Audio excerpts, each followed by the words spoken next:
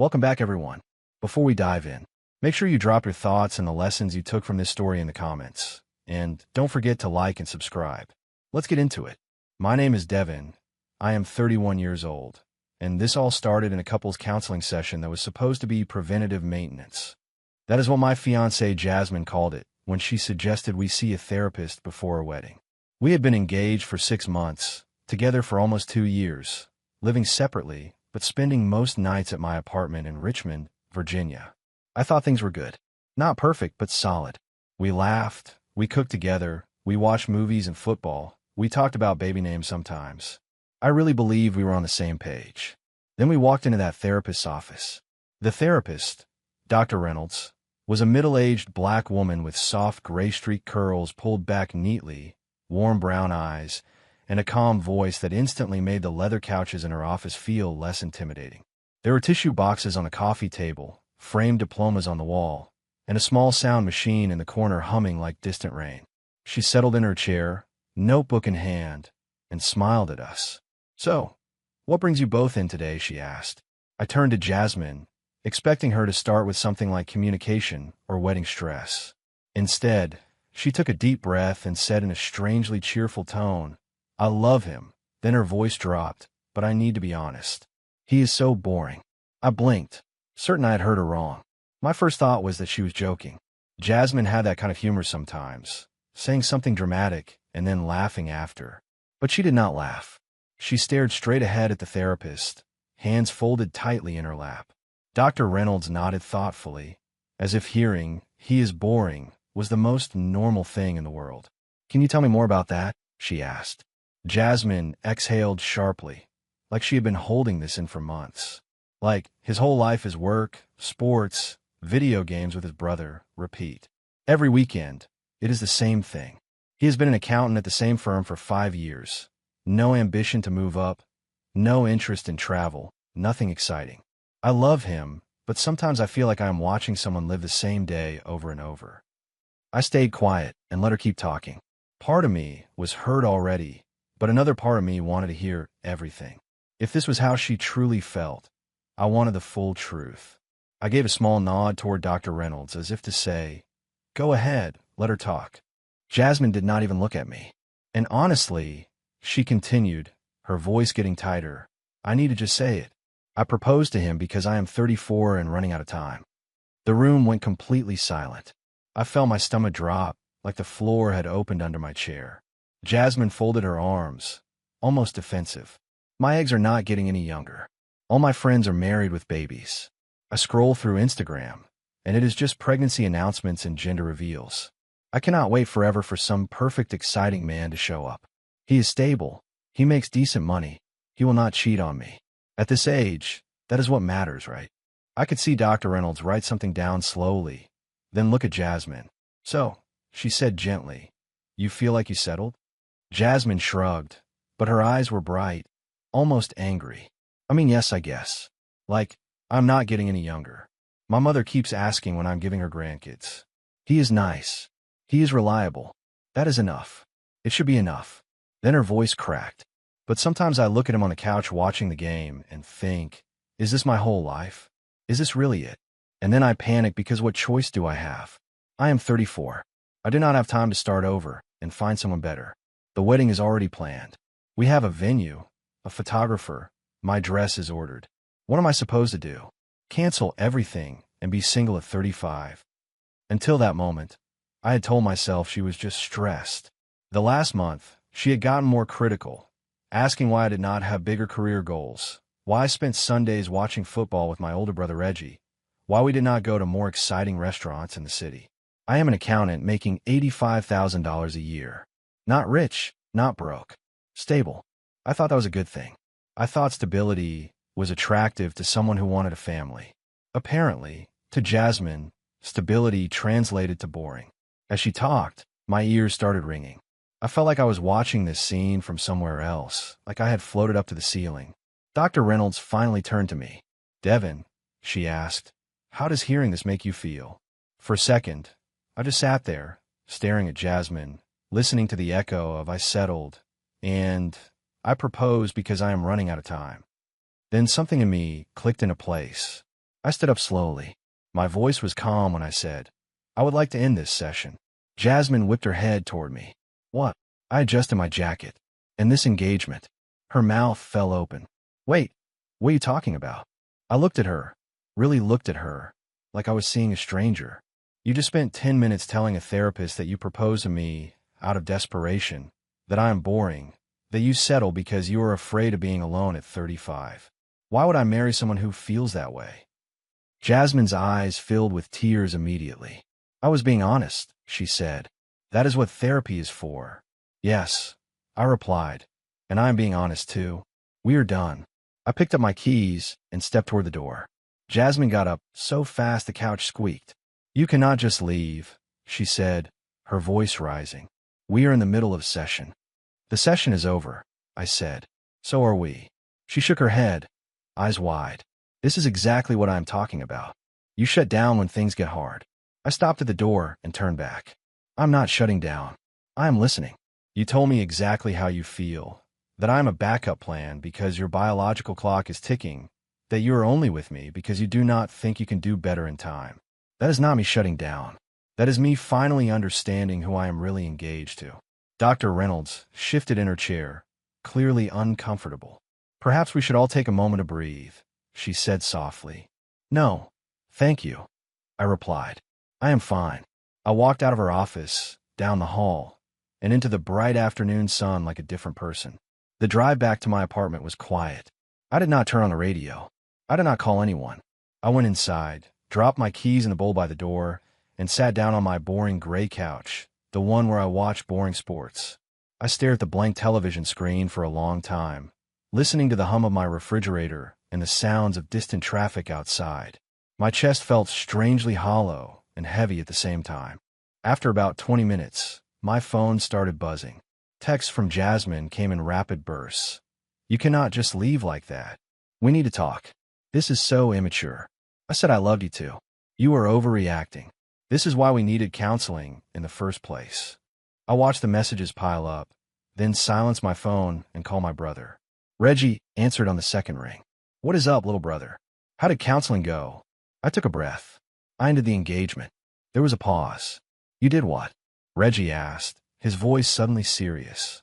I told him everything, word for word, the way Jasmine had described me as boring and admitted she proposed because she was 34 and running out of time. Reggie was quiet for a long moment. Then he let out a low whistle. "She said all that?" he asked. "In front of the therapist? While you were sitting right there?" "Every word," I said. "She talked about her eggs, Instagram, her friends having babies, how I was stable and would not cheat, and how that should be enough. Then she said she settled." Reggie sighed. "That is brutal, man. That is not just frustration. That is a confession. You did the right thing walking out. You did not dodge a bullet. You dodged a bomb." Then his tone softened. "What is the plan now?" I rubbed my forehead. "I have no idea. I just know I am done." "You want me to come over?" he asked. "We can order wings, watch a game, talk trash about her mom's potato salad." I almost laughed. "No, I am good. I just need to sit with this for a while." "All right," he said, "but call me if you change your mind." "I am serious." After we hung up, I checked my phone again. 23 missed calls. 47 text messages. A few from unknown numbers that I suspected were Jasmine using her friends' phones. I put the phone face down and tried to focus on something else. I washed a few dishes. I wiped down the counter. I organized some mail. None of it stuck. The words I settled kept circling in my mind like a song I did not like, but could not turn off. When the clock on the oven hit 11 at night, I heard the key turn my front door. I had spent the last hour debating whether to flip the deadbolt and not let her in. I had decided not to, partly because I wanted to see what she would say when she had to confront me without a therapist in the room. Jasmine walked in with red, swollen eyes, mascara smudged under them, her braids pulled back in a messy bun. She wore an oversized hoodie and leggings, not her usual stylish outfit. She looked smaller somehow, as if the weight of the day had pressed her down. She saw me sitting on the couch and inhaled sharply. "We need to talk," she said. I leaned back. "There is nothing to talk about." She stepped closer. "Yes, there is. You cannot just end a 2-year relationship over one comment in therapy." I shook my head. It was not one comment. It was the truth about how you actually feel. She sat down next to me, and I shifted away so there was space between us. Devin, she said, reaching out for my arm. I was just venting. I did not mean it the way it sounded. I pulled my arm away gently. You told the therapist you only proposed because you were 34 and running out of time, I said. That I am boring. That you settled because your eggs are expiring. Which part did you not mean? She swallowed hard. I was emotional. I was trying to be honest about my feelings. That is the whole point of counseling, to get things out in the open. I nodded slowly. Great. Mission accomplished. Now I know how you really feel. Her eyes filled with tears again. That is not fair, Devin. Therapy is supposed to be a safe space to express. To express what? I asked. That you do not actually want to marry me? That you are just scared of being single at 35? Because that is what you expressed clearly. Jasmine shook her head and wiped her face. I don't want to marry you. I love you. She insisted, leaning toward me. I love our life, even if I get frustrated sometimes. I just got overwhelmed today. I did not mean it the way it came out. I stood up slowly. No, you love the idea of being married before your ovaries. Pack it in, I said, using the exact phrase she had used earlier. I'm just a man who happened to be here at the right time. That is not love. That is not true, she said, standing too. You are twisting everything. I am repeating everything, I replied, word for word. I took a breath. I need you to leave. Her jaw dropped. This is ridiculous. I'm not leaving. We live together. I shook my head. No, we do not. I live here. You sleep here sometimes. There is a difference. And now you will not be doing that either. Give me your key. She stared at me like I had slapped her. What? She whispered. Your key, I repeated. Give it to me. No, she said, clutching her purse strap. This is my home too. I pointed toward the kitchen. Actually, it is not, I said evenly. Your name is not on the lease. You do not pay rent. You contribute maybe $300 a month toward groceries and utilities when you feel like it. This is my apartment. I have been paying 70% of everything because I wanted us to be comfortable. You wanted to split the rest, but your freelance graphic design work brings in maybe $15,000 a year. I was fine with that because I thought we were building a future together. That future does not exist anymore. So, your key. Jasmine stared at me like she did not recognize me. You are being so cold right now, she said. This is not like you. What did you expect? I asked quietly. That I would pretend you did not say all of that in front of a stranger? That I would marry you anyway and spend the rest of my life wondering if you secretly resent me for being boring? She opened her mouth, then closed it again. For a moment, the apartment was completely silent. Then she fumbled with her key ring, pulled off the small brass key to my front door, and threw it at my chest. It bounced off and clattered onto the hardwood floor. Fine, she said through clenched teeth. Fine. You want to throw away everything over nothing? Go ahead. But do not come crying to me when you realize you made a huge mistake. She grabbed her purse, stormed out, and slammed the door so hard the picture frames rattled on the wall. I picked up the key from the floor and set it on the counter. A moment later, my phone lit up with a call from an unknown number. I let go to voicemail. Later, I listened to the message. It was Jasmine's mother, Gloria. You need to fix this, she said, her voice stern and commanding. My daughter is devastated. I did not know what happened at that appointment, but she is saying you just walked out. That is not how adults handle problems. You call me back and we will figure this out. I deleted the voicemail without finishing it. My parents live out of state in North Carolina, and I knew that if I called my mother, she would be ready to get in the car and drive 3 hours to comfort me. But I did not want that yet. I wanted the quiet. I wanted time to process what had just happened. The next morning, I called a locksmith. I need the locks changed today, I explained. My engagement ended and my ex-fiancée still has friends with keys to the building. I want to be sure she cannot walk into my apartment whenever she feels like it. The locksmith, a man with a deep voice and a faint southern accent, said, Say no more. I could be there this afternoon. Total will be about $180. Perfect, I said. After that, I want to work and try to lose myself in spreadsheets and emails.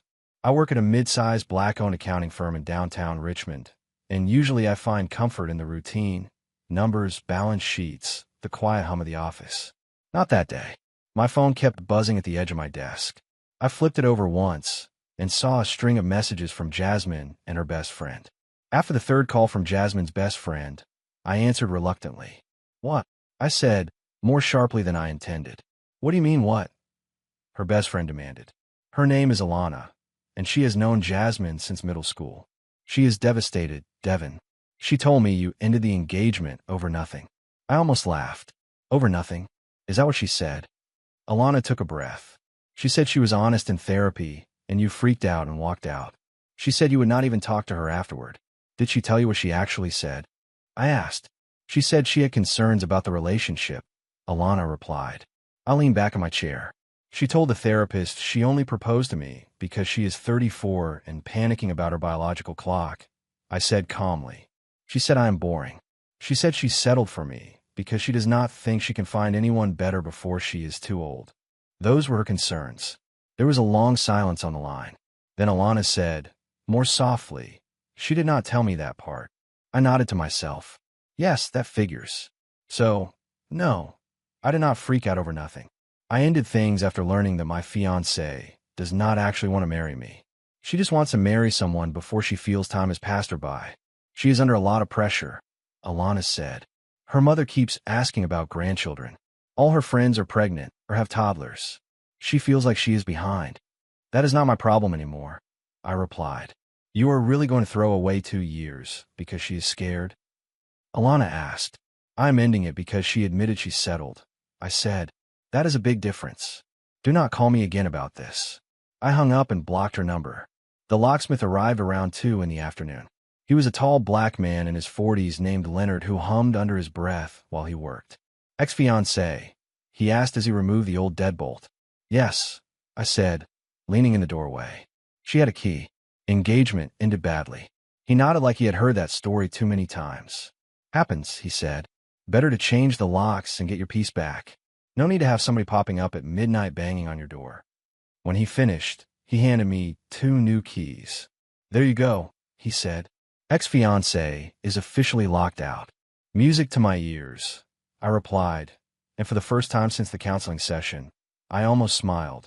That evening, I started packing Jasmine's things. It was surprising how much of her stuff had migrated into my apartment without either of us really noticing. Dresses and blouses in my closet, makeup and hair products lining my bathroom counter, stacks of art books and design magazines on my shelves, kitchen gadgets in my cabinets, and that expensive KitchenAid mixer she bought for us, and then barely used, while I used it every weekend to make pancakes or cornbread. I folded her clothes neatly, packed her shoes in separate boxes, wrapped her perfume bottles in dish towels so they would not break. I piled everything by the door in 3 tall stacks. Then I texted her from my phone, the only line of communication I still had open. Your belongings are packed, I wrote. Pick them up this Saturday between 10 in the morning and 12 in the afternoon. You may bring one other person to help you carry things. No drama. Her response came back almost immediately. I cannot believe you are really doing this, she wrote. Saturday, 10 to 12, I replied. Confirm.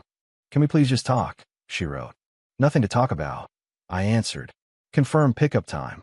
This is so cruel, she replied. You are not the man I thought you were. Confirming or not? I asked. There was a pause, then fine. Saturday. I wrote back. This is over. I am enforcing boundaries. See you Saturday. She sent one more text. This is not over. I did not answer. Saturday morning, I was ready early. Her boxes were stacked neatly by the front door. I had already decided she would not be coming inside beyond the entryway. I made myself breakfast, washed the dishes, and sat on the couch with a mug of coffee, checking the time every few minutes. At 10 minutes after 10, there was a knock on the door. I opened it and saw Jasmine, her mother Gloria, and her best friend Alana standing in the hallway, all 3 of them in matching expressions of disapproval and hurt. I closed my eyes briefly. You and one person, I said. That is what I wrote. Jasmine looked down. I needed support, she said quietly. We are not here to cause trouble, Gloria added. Hey, Jasmine said softly, eyes red and puffy again. Hey, I replied. Here is your stuff. I gestured to the boxes by the door. Gloria stepped forward. We need to talk about this, she said firmly. No, we do not, I answered. We need to load boxes into your car, and then you all need to leave. Gloria frowned. You cannot just throw away a relationship like this over one comment, she said. I let out a small, humorless laugh. Not one comment, I said. An entire confession that she settled for me because she is aging out of her ideal timeline. But sure, let's call it one comment. Alana folded her arms. She was vulnerable and scared. Alana said, "You were supposed to support her, not punish her. Support her settling for me." I asked, "No, I'm not doing that." Jasmine finally spoke. "Where's the KitchenAid mixer?"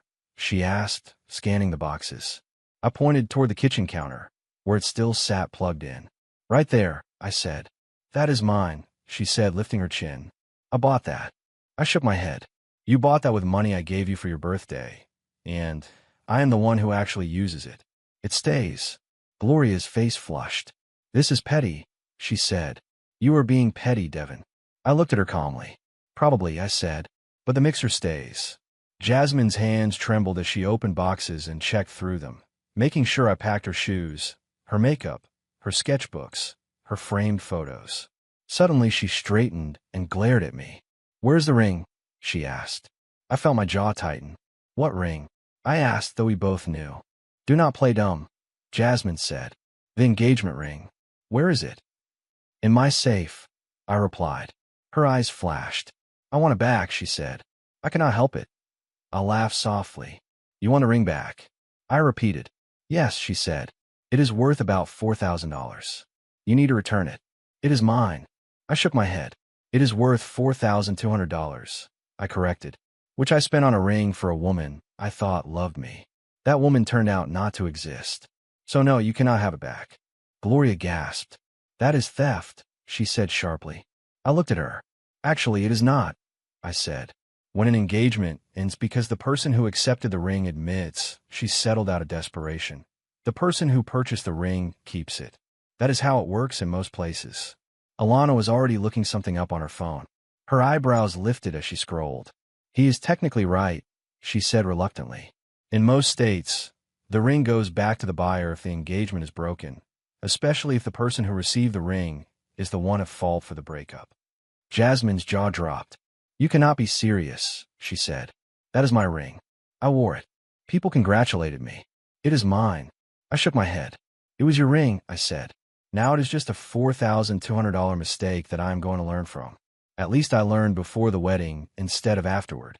Gloria shook her head, furious. "This is unbelievable," she said. "You are stealing from my daughter." I met her gaze. "Your daughter told a therapist she only wants to marry me because her biological clock is ticking and she is desperate. I think I am entitled to keep the ring I bought for what I thought was a real relationship." Jasmine started crying again, shoulders shaking, tears streaming down her face. "I cannot believe you're doing this after everything we have been through," she said. "Everything like what?" I asked. "You lying about your feelings? You pretending you actually wanted to marry me when really you just wanted to marry someone, anyone, before you turned 35? She looked down. She did not answer. "Take your belongings," I said, "and leave." For the next 30 minutes, they carried boxes down the hall to the elevator, then out to the parking lot. I stood in the doorway the whole time, making sure no one went past the entryway into the rest of my apartment. There were a few more comments, some muttered insults, a lot of glares. I ignored them all. When they finished loading the last box and Jasmine came back for one final look, she stood in the doorway and stared at me. Her eyes were red, her lips trembling, her shoulders stiff. "You are going to regret this," she said quietly. "When you are 40 and alone, you're going to regret letting me go." I shrugged. "I will take my chances," I said. Her voice rose. "I could have had anyone," she said. "I chose you." I nodded. "Yes," I said, "because you were desperate and running out of time. You said that yourself." "That is not exactly flattering." Gloria grabbed her daughter's arm. "Come on, Jasmine," she said. "He is not worth it." They left. I closed the door gently behind them and locked it with my new lock.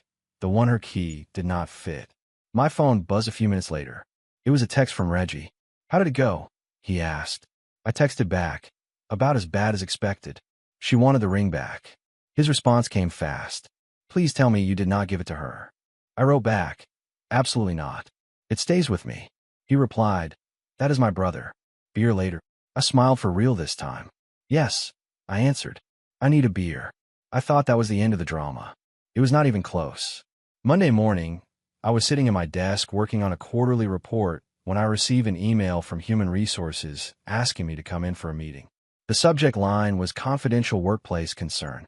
My stomach tightened, but I told myself it was probably something routine. When I walked into the Human Resources office, my supervisor, Mr. Benson, was there, looking confused, and the Human Resources director, a black woman in her 50s named Denise, sat behind her desk with a folder in front of her. She gestured for me to sit down.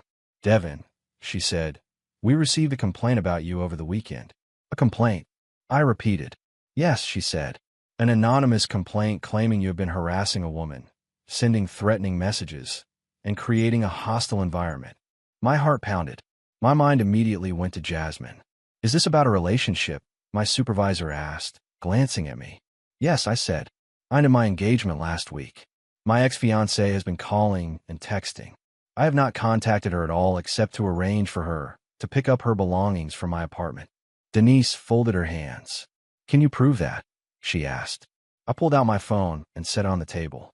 "Yes," I said.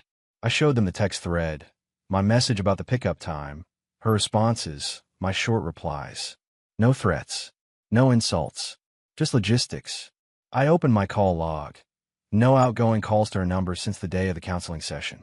I scrolled to my list of blocked numbers and showed them the various numbers I had blocked, including hers and her best friends. "I have not harassed her," I said quietly. "If anything, she has been harassing me." Denise took her time looking at the evidence. Then she said, "Based on what I am seeing, this appears to be a false complaint. We will investigate fully, but you may return to work. If anything else happens, document it and let us know immediately." As I left the office, my supervisor walked with me down the hallway. "You good?" he asked. "Yes," I said, though my jaw was tight. "Just dealing with an ex who is taking the breakup badly." He nodded. "I have been there," he said. "Try not to let it distract you. And if she shows up here, security will handle it." I thanked him and returned to my desk, but my anger had been reignited. It was one thing for Jasmine to cry, to beg, to involve her mother and friends. It was another thing entirely to attempt to mess with my job, my livelihood, because I would not give her back a ring she did not deserve. That night, after work, I received a text from an unknown number. "This is Alana." The message read, "You need to give Jasmine back that ring. She is planning to take you to small claims court." I took a screenshot of the text, then replied, "Good luck with that. The ring stays with me. Stop contacting me, or I will file my own harassment complaint." She responded instantly, "You are such an..." The rest of the word did not matter. I blocked the number. 2 days later, I received a letter in the mail. The letterhead looked cheaply designed, like someone had made it in a rush using basic software, and there was literally a faint coffee stain on the second page. The letter claimed to be from a law office and formally demanded the return of the engagement ring, valued at $4,000. The return of a KitchenAid mixer worth $350, payment for emotional distress totaling $1,500, and reimbursement for counseling costs of $300. The total demand was $6,150. I read the letter twice, then took photos of it and sent them to my cousin Carla, who works as a paralegal in Washington, D.C. She called me a few minutes later, laughing. "This is the worst demand letter I have ever seen," she said. "Where did she find this attorney?" "A flyer on a gas station bulletin board." I exhaled slowly. "So I do not need to worry?" I asked. "No," Carla said. "First, the ring is yours." She admitted the engagement ended because she settled out of desperation. She is at fault for the breakup. Second, the KitchenAid mixer is a household item. They would have to prove it is legally her property, purchased solely with her funds. Given that you gave her the money, it is murky at best. Third, emotional distress over a breakup is not something a small claims court is going to award easily, especially with no harassment proof. Fourth, you did not force her into counseling. She suggested it. This is nothing but a scare tactic. Ignore it. If they actually file, call me, and I will help you prepare. I thanked her and hung up, feeling lighter, but also done playing defense. Up until that point, I had been trying to keep the breakup contained, limiting who I told, try not to feed any drama. But Jasmine had been busy telling her version of events to everyone who would listen. Our mutual friends started reaching out.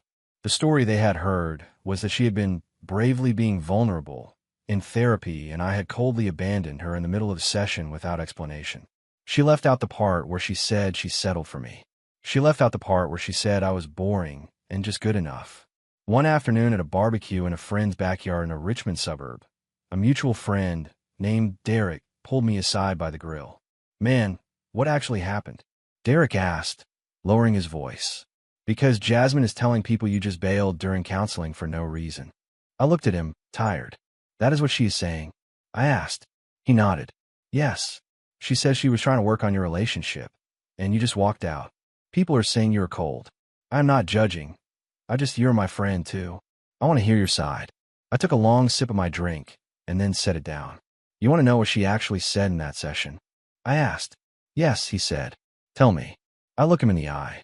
"She told the therapist, in front of me, that she only proposed because she is 34 and running out of time," I said. "She called me boring. She said she settled for me because her biological clock is ticking and she does not think she can find anyone better before she is too old." Those were her exact words. So I ended it right there. Derek's eyes widened. "She said that?" he asked. "Word for word." "Yes," I said. And then she tried to walk it back later, saying she was just emotional. She was just venting. Therapy is a safe space. But once she said it, I could not unhear it. Derek let out a low breath. "I do not blame you," he said finally. "That would mess with my head forever. Thank you for telling me." Word spread quickly after that. I did not go out of my way to tell people, but if someone asked, I told them the truth. She said she settled for me. I would say simply, she said she was marrying me because she is 34 and scared of being alone, not because she truly wants me. Some friends who had initially taken her side reached out, apologizing for believing the half-story without asking for mine. Alana sent me another message from yet another number one evening. "You are ruining her reputation," she wrote. "She cannot even date anyone now because you are telling everyone she is desperate." I replied, "I am not telling people she is desperate. I'm telling them what she said in therapy. If that makes her look desperate, she should have thought about that before she said it." Alana fired back, "She will never forgive you for this." I answered, "That is good. I do not want her forgiveness. I want her to leave me alone." Then I blocked that number two. Finally, about 3 weeks after the breakup, the calls and texts slowed. The lawyer letters stopped. Her mother stopped leaving voicemails. The storm quieted. I started to feel almost normal again. Then, one Wednesday evening, around 8, my doorbell rang. My phone chimed with a notification from my security camera app. I opened it and saw Jasmine standing on my front steps, wearing jeans and a simple t-shirt, clutching her phone. She looked up at the camera. I pressed the speaker button. "What do you want?" I asked. "Please," she said, her voice small through the speaker. "I just need to talk to you. 5 minutes. Please, Devin." "No," I said. "Please," she repeated. "I need closure." "You got closure in Dr. Reynolds' office," I replied. "This is not fair," she said, her voice rising. "You will not even hear me out." "I heard you out plenty," I said. "You told me exactly how you feel." Nothing left to say. She sat down on my doorstep. I could see her shoulders shaking. "I made a mistake," she said finally. "Cannot you understand that?" I hesitated. "What mistake?" I asked. "Being honest about how you actually feel?" "That was not a mistake. That was the truth." She shook her head. "No, the mistake was how I said it, when I said it. I was panicking. Everyone around me is married or pregnant. I feel like there is a clock ticking in my ear all the time. I love you, Devin. I was just scared." I did not respond. She looked up at the camera. "I'm not leaving until you talk to me," she said. "Then I will call the police," I said calmly. "For trespassing." Her eyes widened. "You would not do that," she said. I began dialing on my phone, close enough to the camera microphone that she could hear the touch tones. She stood up quickly. "Fine," she said, her voice shaking with anger. "Fine. You are such an awful person." She walked back to her car and sat there for 10 minutes before driving away. My neighbor, a retired black schoolteacher named Mrs. Patterson, texted me right after. "Your ex seems very upset," she wrote. "Do you need anything?" I replied, "I am fine. Thank you for checking. If she comes back and causes trouble, I might ask you to be a witness." Mrs. Patterson wrote back, "You know I have your back." The next morning, I woke up feeling done with any physical reminder of the engagement.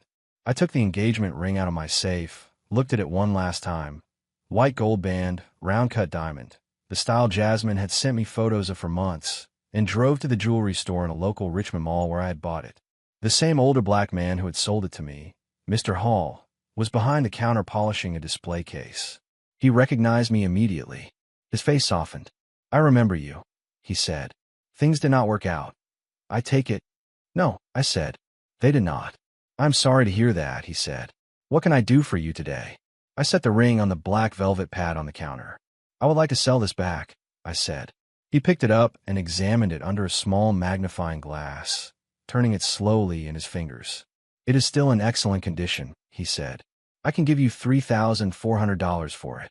I thought about it for a moment and then nodded. "Deal," I said. The paperwork took a few minutes. When I walked out of the mall with the check in my pocket, I felt like I had put down a heavy weight I did not realize I was still carrying. I took that money and did something I had not done in years. I booked a vacation for myself.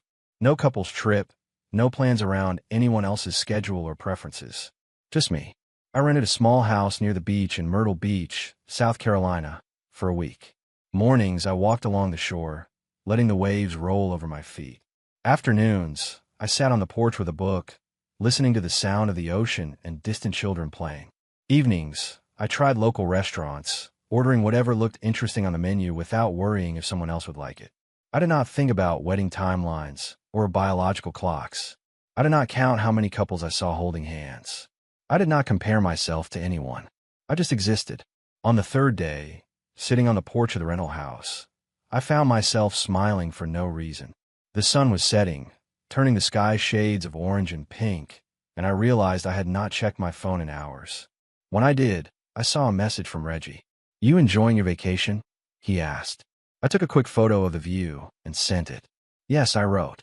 "I actually am. For real." He responded, "Good. About time you did something just for yourself." When the week ended and I drove back to Richmond, I felt lighter, calmer. The ring money had funded the entire trip with money left over. With the remaining amount, I bought a new 65-inch television I had been eyeing for months. I set it up in my living room, stood back, and thought, this is mine. All of it is mine. Of course, Jasmine somehow found out about the vacation and the ring sale, probably through mutual friends who still talked to both of us. One afternoon, after I had settled back into my routine, I received a text from another unfamiliar number. "You sold my ring," the message read. "That was mine. You had no right."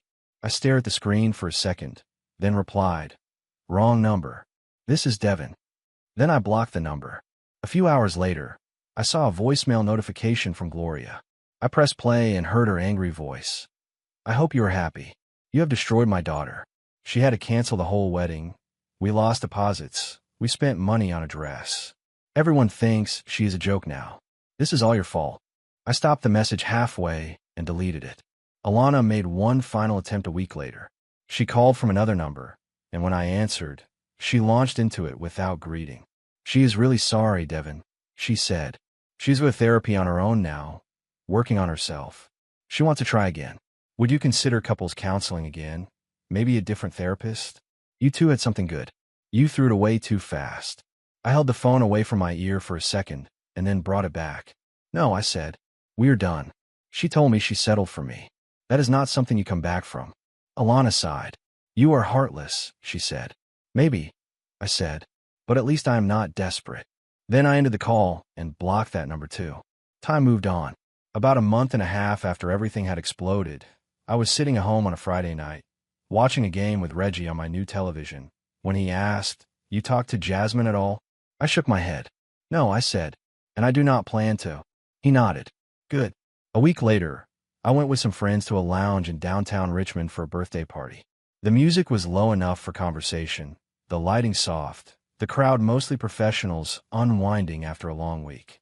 I was standing near the bar, talking to Derek about work, when I felt someone's eyes on me. I turned and saw Jasmine near the entrance, holding a drink, wearing a fitted black dress. She had lost weight. She looked tired and stressed, like she had been carrying more than just the breakup. She walked over slowly. "Can we talk, please?" she asked. I looked at her for a long moment. I noticed how her hand shook slightly around her glass, how her eyes darted from my face to the floor. Part of me felt a flicker of sympathy. A small part. There is nothing to talk about, I said. I was wrong about everything, she said quickly. I do love you. I don't want to marry you. Not because of my age, because of you. I realized that too late. I know I messed up, but people make mistakes. We can fix this. I shook my head. No, I said. We cannot. She looked stunned. What do you mean, no? She asked. I am telling you I was wrong. That I want you. What else do you need to hear? I took a breath. I do not believe you, I said calmly. And even if I did, the damage is done. You told me you settled. That is always going to be in my head now. Every argument, every bad day, every time you sigh because you are bored, I would wonder if you were thinking, this is what I settled for. I cannot live like that. She shook her head frantically. I will not think that, she said. I promise. I was panicking that day. It was the pressure, the questions, the social media. I never should have said it like that. I swear, it is not how I really feel. I looked at her evenly. You already did think it, I said. You said it out loud to a therapist while I was sitting right there. You cannot unsay it now. She started crying again, shoulders shaking, tears spilling down her cheeks. The music from the speakers, the laughter from nearby tables, all faded into a dull hum as she whispered, So that is it? You're just done? I nodded. Yes, I said. I'm done. You should be too. We are not good for each other. Not now. Maybe not ever. She stared at me, searching my face for some sign of softness. There was none. Finally, she turned and walked toward the door. I watched her go for a second, then turned back to my friends. Derek looked at me carefully. You good? He asked. I took a breath and realized that my chest did not feel heavy anymore. Yes, I said. Actually, I am. Here is what I realized during that week at the beach and the weeks afterward, sitting on my boring couch in my boring apartment, going to my boring job. I'm not boring. I am stable, and there is nothing wrong with that. I like my job. It is not glamorous, but it pays well, and I am good at it. I like my apartment. It is quiet, clean, and mine. I like watching football with my brother on Sunday afternoons, arguing over plays, and yelling at the television. I like having a routine. I like knowing what to expect from my own life. If someone looks at that and sees boredom instead of security, then that person is simply not my person. Jasmine was not looking for a partner. She was looking for a solution to a problem. In her mind, the problem was her age. The solution was to be married before 35 and pregnant shortly after. I just happened to be the man standing in front of her who checked enough boxes. Stable, faithful, decent income, wants a family someday. That is not love. That is fear dressed up as commitment. I hated being the man someone settled for, just so they could post wedding photos and sonogram pictures before their next birthday. I hated the idea of tying myself to someone who saw me not as a person to cherish, but as a safety net. The friends who mattered stayed in my life. Derek still invites me to barbecues and game nights. My coworker Janelle still sends me memes about office life. Reggie still drops by on Sundays with snacks and loud opinions. The friends who faded away when they realized they could not guilt me into getting back together with Jasmine were never really friends to begin with. I'm not dating right now. I'm not interested. I am taking time to just be myself, without worrying about wedding timelines or questions about grandchildren or whether I am exciting enough. Maybe I will date again in 6 months. Maybe in a year. Maybe I will not. I genuinely do not care right now. My life is good. It is quiet. It is simple. Some people would call it boring. I wake up, go to work, come home, cook dinner, watch a game, read a book, talk to my brother, visit my parents every few months, and spend time with the people who actually value me for who I am. I have my boring job, my boring apartment, my boring couch, my boring television, my boring routines. And honestly, it is pretty great. If someone ever comes into my life who looks at all of that and says, this is exactly what I want, then maybe I will open my heart again. Until then, I am fine. I'm more than fine. I'm stable, and I am free. If you enjoyed this story, please like, comment, and share this video with your friends. Subscribe and turn on the notification bell so you never miss a powerful story drop.